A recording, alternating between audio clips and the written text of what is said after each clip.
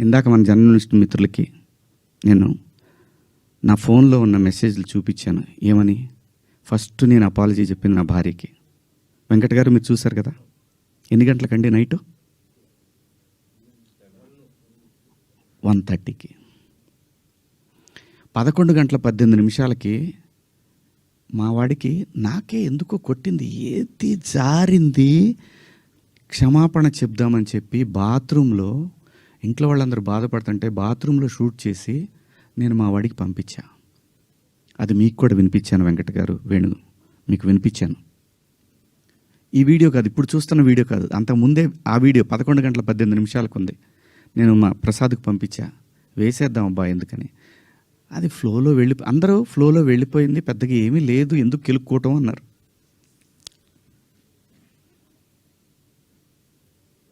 So కర్మ ఎలా కాలిందో తెలీదు, కర్మ ఎవరిని వదిలిపెట్టదు. అలా ఆ సందర్భంలో నేను వాడిన 2 పదాలు తప్ప